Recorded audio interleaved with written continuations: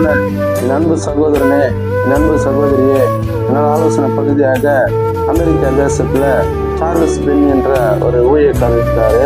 அவர் பார்த்தீங்கன்னா அவர் போகும் இடமெல்லாம் பார்க்குற பார்வையில இருந்த குத்தப்பட்டு பாவ உணர்வு அடைவாங்க.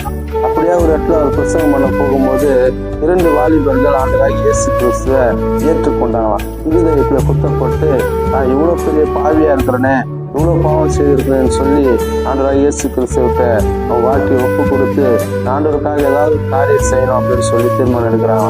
அப்போ சார்லஸ் பென்னி ஐயா போல என் கண்களை கொடுங்க ஆண்டவரே, ஒரு பாரத்தை கொடுங்க ஆண்டவரேன்னு கேட்டு ஜெபம் பண்ணி கேட்டு பெற்றுக்கொண்டு அமெரிக்கா தேசத்துக்காக அந்த திறப்பில் நிற்க ஆரம்பிச்சாங்களாம், ஜெபிக்க ஆரம்பிச்சாங்களாம். கண்ணீரோட உபவாசத்தோட என் தேசம் மனம் மாறணும், என் தேசம் அடிமைதனத்துல இருக்கு, என் தேசம் இயேசுவை அறியாம இருக்குன்னு சொல்லி தினந்தோறும் ஜெபிக்க ஆரம்பிச்சாங்களாம். ஜெபித்ததன் விளைவு அநேக நாட்கள் ஜெபித்தாங்களாம்.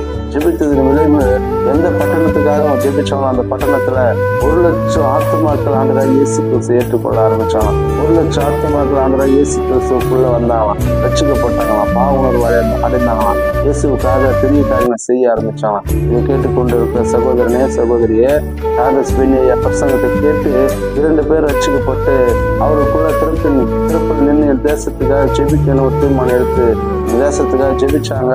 மாபெரும் எழுப்புதலை அந்த தேசத்துல கொண்டு வந்தாங்க. காரணம், அவங்க கண்ணீரோட ஜெபிச்சாங்க, உபவாசித்து ஜெபிச்சாங்க. ஆத்மா பாரம் அவங்க கூட இருந்ததுனால என் ஏசப்பா என்னை ரட்சித்தாரு, என்ன போல அநேக ஆத்மாக்கள் என் சகோதரர்களை அநேக வாங்கி கொண்டு இருக்கிறாங்களே, அநேகர் இயேசு அறியாம வாழ்ந்து கொண்டு இருக்கிறாங்கன்னு சொல்லி அவங்க கூட அந்த பாரம் வந்ததுனால அதன் மூலியமா 1,00,000 ஆத்மா ஆதாயம் பண்ண நம்ம பார்க்கலாம். அப்படி இன்றைக்கு நீங்கள் நான் கூட இயேசு கிறிஸ்துவை ஏற்றுக்கொண்டு இருக்கிறோம், ரட்சிக்கப்பட்டு இருக்கிறோம், பாவத்தை அறிக்கை செய்திருக்கிறோம். நம் கண் எதிர அநேக கிராமங்கள்ல அழிந்து கொண்டிருக்கிற ஆத்மாக்களை பார்க்கிறோம். பாவம் செய்து பாவத்தின் மூலியமா அநேகரை மறித்து கொண்டிருக்கிறத நம்ம அறிந்திருக்கிறோம்.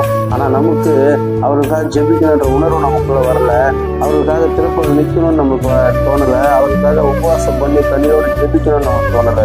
மாறா அந்த அமெரிக்கா தேசத்துல 2 வாலிபர்கள் கண்ணீரோடு ஜெபிச்சு உபவாசம் பண்ணி ஜெபிச்சதுனால 1,00,000 ஆத்மாக்களை அவர்கள் ஆதாயம் செய்ய முடியுது. இன்றைக்கு நீங்கள் நானும் எத்தனை ஆத்மாவை இயேசு கிறிஸ்துவுக்குள்ள உள்ள நம்ம நடத்திருக்கிறோம். அப்படி இன்றைக்கு நடத்தலைன்னா என் தேசத்துக்காக, என்னுடைய கிராமத்துக்காக, என் குடும்பத்துக்காக நான் திருப்பதி நின்று ஜெபிப்பேன், கண்ணீரோடு ஜெபிப்பேன், உபவாசம் பண்ணி ஜெபிப்பேன். என் தேசத்துல பெரிய ஒரு எழுப்புதலை என்னை கொண்டு ஆண்டவர் நடத்துவாருன்னு சொல்லி ஒரு தீர்மானம் எடுங்க. கர்த்தர் உங்களை என்னை ஆசீர்வதிப்பாராக. ஆமென். அல்லேலூயா.